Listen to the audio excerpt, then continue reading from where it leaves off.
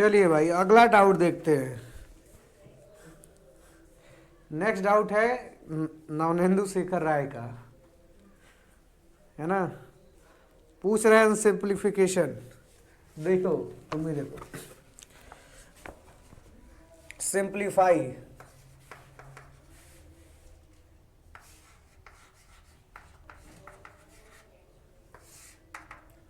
क्या करना है simplify? 2x plus 3y minus 4z plus x minus 2y plus z minus 3x plus y plus 3z। ठीक है, तो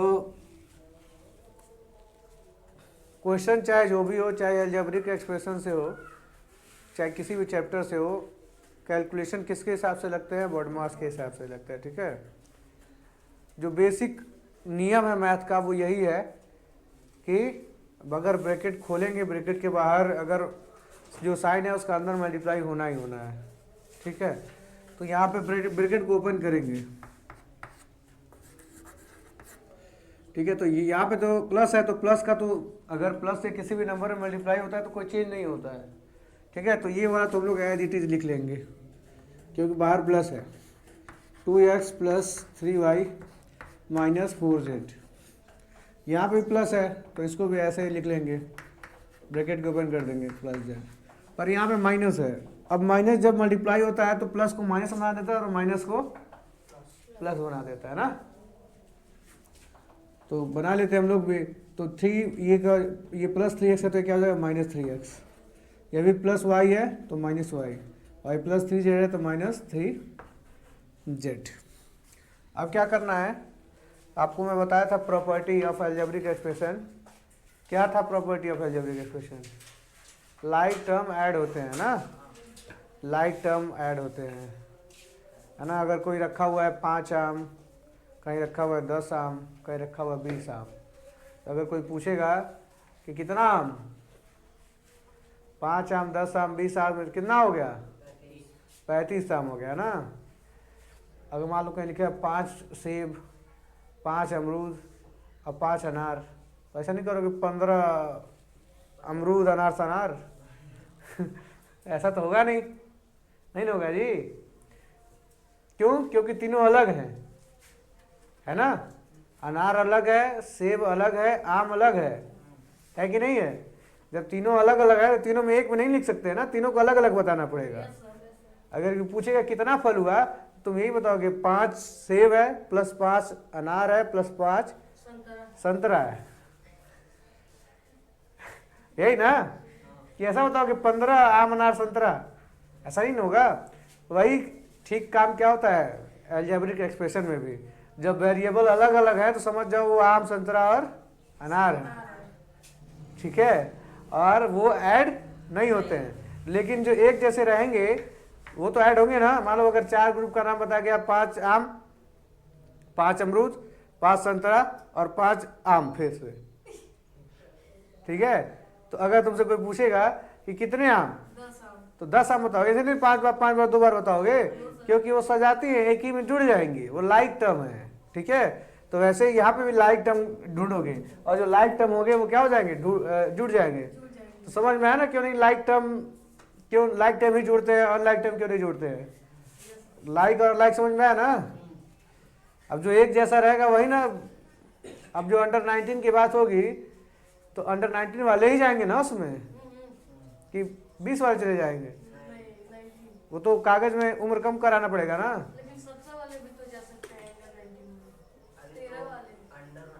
तो अंडर 19 का क्या मतलब समझते हैं हम लोग जी? तो देखिए यहाँ पे 2x, एक्स वाले पार्टनर खोजते हैं। यहाँ पे देखिए 2x है, यहाँ पे x है और यहाँ पे माइनस 3x है। तो देखिए 2x प्लस x 3x है ना। मैं चाहूँ तो उड़ा सकता हूँ ऐसे भी। देखिए 2x प्लस x 3x और 3x से 3x गायब, मतलब 3 वाला वेरिएबल खत्म। अब देखिए y वाला 3y -2i, तो ये बचा आपके पास y, और यहाँ पे प्लस y, ये भी खत्म। ठीक है, अब देखिए 4z, और यहाँ पे z कहाँ पे, यहाँ पे z है, तो देखिए यहाँ पे -3z और यहाँ पे -3z, तो -3z और -3z क्या हो जाएगा आपका -6z। कैंसल नहीं होगा नवनिंदु जी, दोनों का साइन क्या है, सेम है। ठीक है, तो आंसर आएगा आपका क्या -6z। तो ये आपका बुक गलत है, -6z आपका आया है। हाँ, तो आप ब्रिलियंट हैं, इनके लिए ताली बजा दीजिए। बस, आइए दूसरा क्वेश्चन देखते हैं। दूसरा क्वेश्चन क्या है, if the 3 sides of the triangle be, तुरंत फिगर बनाइए, जहां भी फिगर की बात हो रही है तुरंत फिगर बनाए। फिगर नहीं बनाएंगे तो मैथ आपको कभी नहीं आएगा, मैथ नहीं आएगा फिगर नहीं बनाएंगे। तो दिया है इसमें तीनों साइड, अब पूछा इसका पेरीमीटर।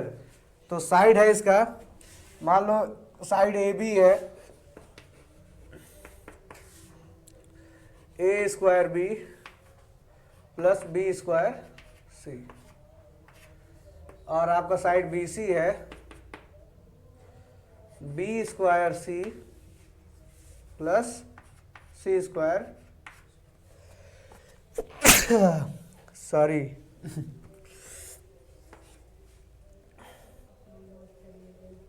और फिर AC है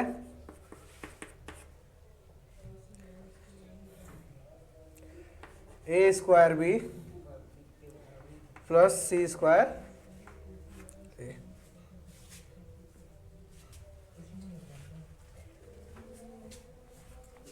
ठीक है, तो पेरीमीटर जहां भी आता है तो आप लोग फॉर्मूला किसी का याद हो या ना याद हो, पर डिफिनीशन पेरीमीटर का याद ही होता है आप लोगों को, है ना।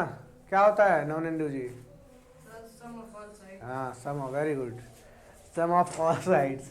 ठीक है, तो आप सबको पता है कि सारी साइड को ऐड कर लेंगे तो पेरीमीटर हम लोग को मिल जाएगा। ठीक, तो perimeter equal to sum of all side, मतलब क्या करना है हमें, इन तीनों को क्या करना है, ऐड कर देना है। तो ये आपका हो जाएगा a² b, don't talk, plus b² c plus b² c plus c² a plus a² b plus c² a। अब इसमें आपको लाइक टर्म ढूंढना है, कौन कौन एक जैसा है। ठीक है, अब देखिए ढूंढना शुरू करते हैं। a² b, कहाँ पे a² है और b भी है। ठीक है, तो देखिए कहीं यहाँ पे, ठीक है, तो a² b और a² b क्या हो जाएगा, आम और आम मिलके कितना आम होंगे, 2 आम, तो 1 और 2 मिलके 2 हो गए। ठीक है, इसको बस कोई भी वेरिएबल हो उसको आम समझ लो, तुम्हारा अलजेब्रिक एक्सप्रेशन हलवा बन जाएगा।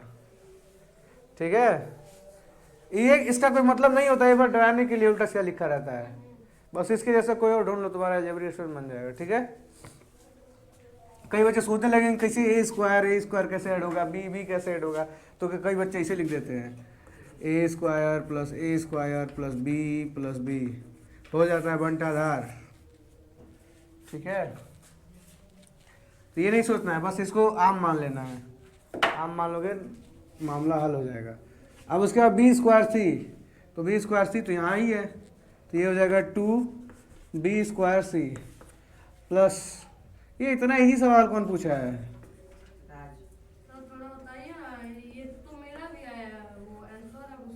तो आप ये तो आ गया, आपका आंसर भी आ गया, लेकिन आपका अपने ऊपर विश्वास कब आएगा। हाँ, तो भाई गलत ऑप्शन है। नहीं, तो आप विश्वास करिए कि हाँ सर ये ऑप्शन पता नहीं क्यों बुक का गलत दिया हुआ है। ठीक है, और बुक में भी तो आया हुआ है आंसर। चौथा ऑप्शन देखिए,